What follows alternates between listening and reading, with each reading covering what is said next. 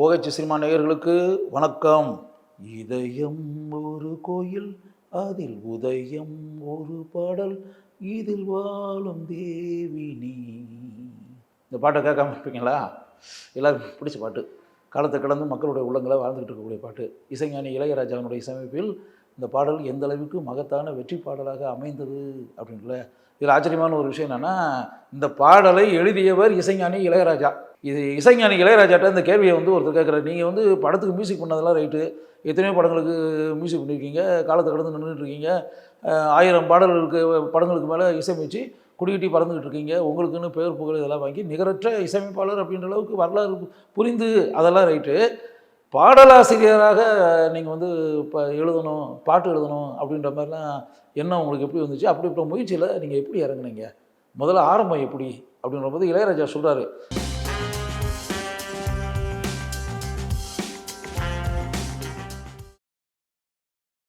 இதய கோயில் படத்துக்கு ஆக்சுவலாக நான் மியூசிக் பண்ணேன். மியூசிக் பண்ணி அப்படின்னு வரும்போது அந்த படத்தை உங்களுக்கே தெரியுமில்ல, மதலன் பிக்சர்ஸ் கோவை தம்பி அந்த நிறுவனம் தான் அந்த படத்தினுடைய தயாரிப்பு நிறுவனம். கோவை தம்பி தயாரிப்பாளர். அந்த படத்துக்கு இயக்குனர் மணிரத்னம். அந்த படத்துக்கு வசனம் எழுதியவர் பத்திரிகையாளரான எம்ஜி வல்லவன்.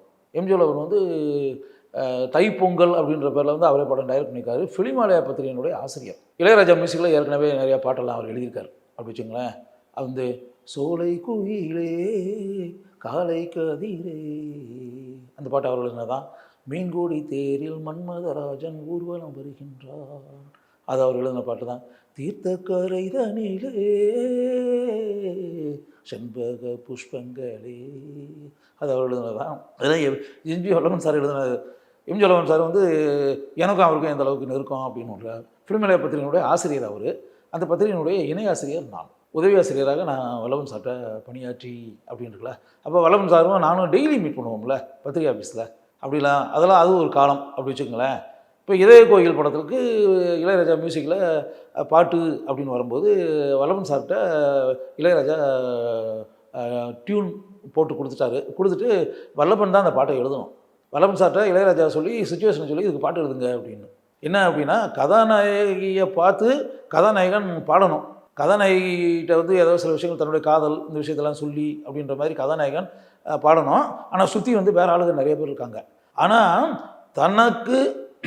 தன்னை நோக்கி தன்னை மனசுக்குள்ளே வச்சு தான் அவன் பாடுறான் அப்படின்ட்டு கதாநாயகிக்கு தெரியலாம், படம் பார்த்துக்கிட்டு இருக்க ஆடியன்ஸுக்கும் தெரியலாம். நம்ம படம் பார்த்துக்கிட்டு இருக்கோம் அப்படின்னா ஹீரோயினை மனசுக்குள்ளே வச்சு தான் அவன் அந்த பாட்டை பாடுறான் அப்படின்ற மாதிரி நமக்கு தெரியலாம், கதாநாயகிக்கும் தெரியலாம். ஆனால் அந்த சுச்சுவேஷனில் அங்கே இருக்கக்கூடிய அதர் கேரக்டர்ஸ் இருக்குல்ல, அவங்களுக்கு தெரியக்கூடாது. அவன் ஏதோ தேவினா கடவுள், பெண் கடவுள் இருக்காங்களே, பெண் கடவுள், தேவர்கள் தேவிகள் அப்படின்லாம் சொல்கிறோம்ல, அது மாதிரி கடவுளாக இருக்கக்கூடிய தேவியை மனசுக்குள்ள நினச்சி பெண் தெய்வத்தை தன்னுடைய வார்த்தைகள் மூலம் அழைக்கிறான், கூப்பிடுகிறான் அப்படின்ற மாதிரி மற்றவங்க நினைக்கணும், படத்தில் வரக்கூடிய கதாபாத்திரங்கள் நினைக்கணும். ஆனால் கதாநாயகிக்கு மட்டும்தான் தெரியும் நம்மளை மனசுக்குள்ளே வச்சு தான் இவன் பாடுறான் அப்படின்ற மாதிரி தெரியணும். அப்படின்ற மாதிரி இதுதான் சுச்சுவேஷன். வல்லவன் சார்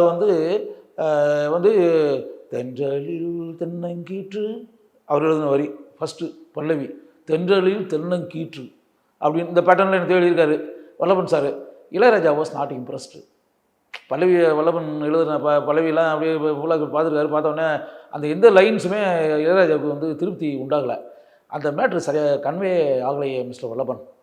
மனசுக்குள்ளே நீங்கள் என்ன நினச்சி எழுதுறீங்கன்னு தெரியல. ஆனால் அந்த அந்த சுச்சுவேஷன் இருக்குல்ல, அந்த சுச்சுவேஷனுக்கு எப்படி வார்த்தைகள் வரணுமோ அப்படி வார்த்தைகள் கரெக்டாக செட் ஆகலை, கரெக்டாக வார்த்தைகள் வரலை அப்படி இப்படின்ற மாதிரி சொல்லியிருக்காரு. வல்லவன் ஒரு 5-6 தடவை ட்ரை பண்ணி பார்த்துருக்காரு. பொருத்தமான வார்த்தைகள் வல்லவன் சாட்டுறது வரவே இல்லை கடைசி வரை.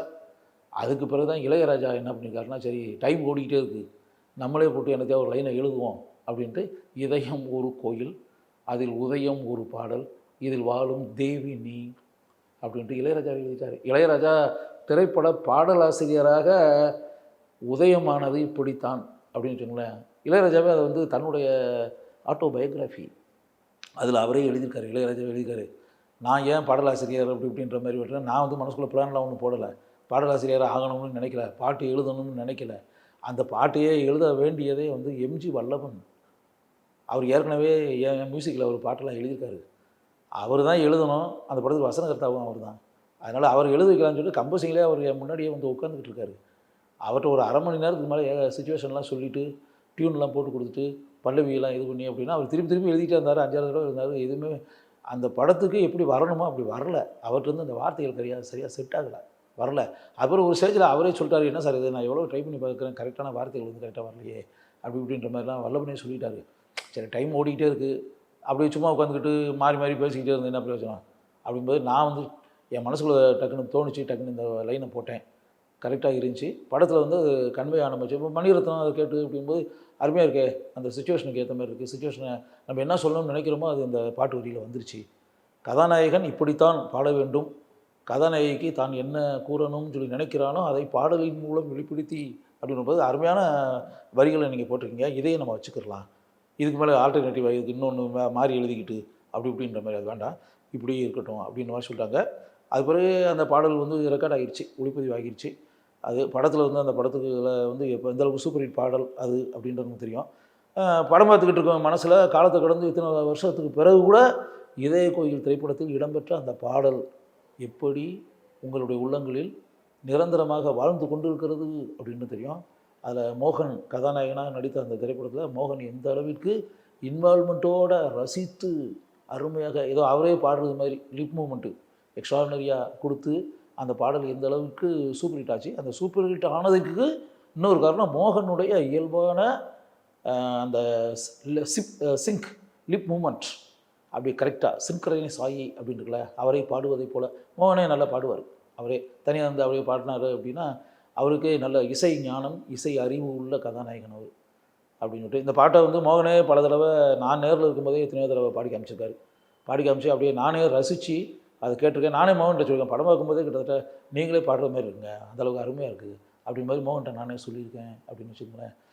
கடந்து ஓடி போச்சு. இத்தனை ஆண்டுகளுக்கு பிறகு மதலன் பிக்சர்ஸ் கோவை தம்பி தயாரித்த இதய கோயில் திரைப்படத்தில் இளையராஜா பாடல் எழுதக்கூடிய சூழ்நிலை எப்படி உண்டானது என்பதை நீங்கள் தெரிந்து கொள்ள வேண்டும் என்பதற்காகவே இந்த அரிய தகவலை இங்கு நான் பதிவு செய்கிறேன். இந்த வீடியோ உங்களுக்கு பிடிச்சிருந்தா லைக் பண்ணுங்க, ஷேர் பண்ணுங்க, கமெண்ட் பண்ணுங்க. மறக்காம OH சினிமா சேனலுக்கு சப்ஸ்கிரைப் பண்ணுங்க.